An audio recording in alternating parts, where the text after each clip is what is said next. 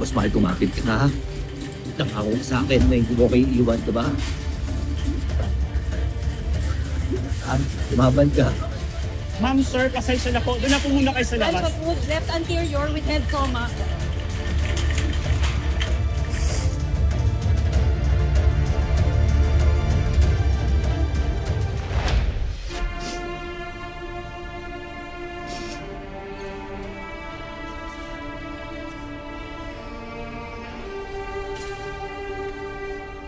Anak, di ko alam kung anong pwede kong sabihin para pakalmahin ang kalooban mo. Alam kong natatakot ka. Ako rin. Kaming lahat. Basta anak, laban lang. Ilalaban natin si Elsie.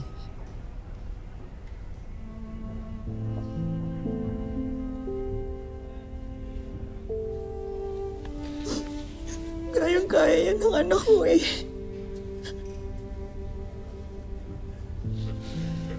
Matapang yan eh. Sisiulan yan sa kanya.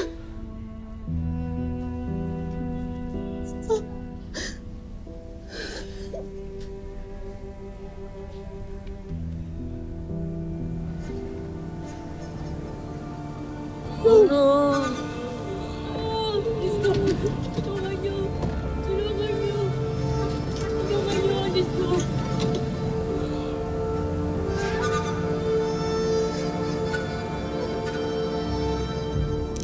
Ano ba talaga ginagawa niyo sa mga atobaw?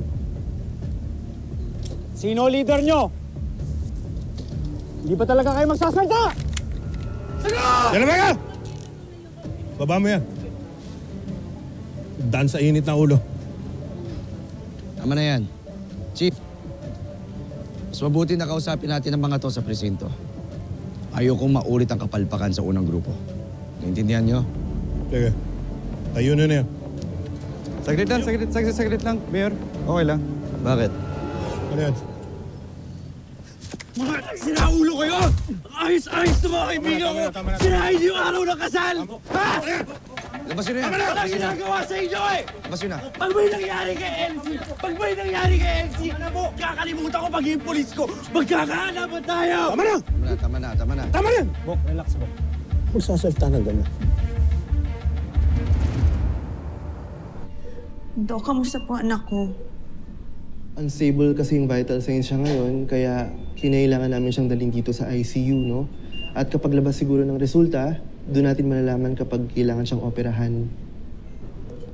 Maraming salamat po sa inyo, Dok, ha. Gawin niyo na ho sana lahat ng inyong makakaya para lang pumaligtas siya.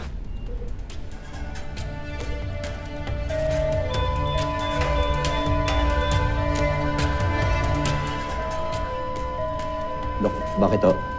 Dok, ano ho nangyayari? Nurse! Code Blue! No. Sipa! Definitely!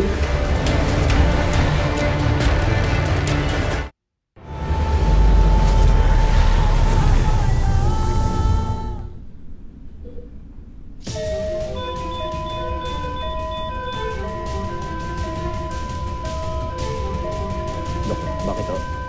Dok, ano ho nangyayari? Nurse! Code Blue! Dok, ano ho nangyayari, Dok? Sir, sorry, kailangan po natin chest compression. Sir, paladi po niya, Pete. Yes, sir. Mahal. Happy given? Yes, Doc. Rhythm check. No. Sipa! Definitely! Gising ka. Nakaya mo yan. Elsie. Mahal ko. Mahal ko na mabang. Rhythm check. Papa pulse. Return of spontaneous circulation. Bumalik na po yung heart rate niya, sir. Salamat po. Salamat po. Mahal. Salamat, mahal.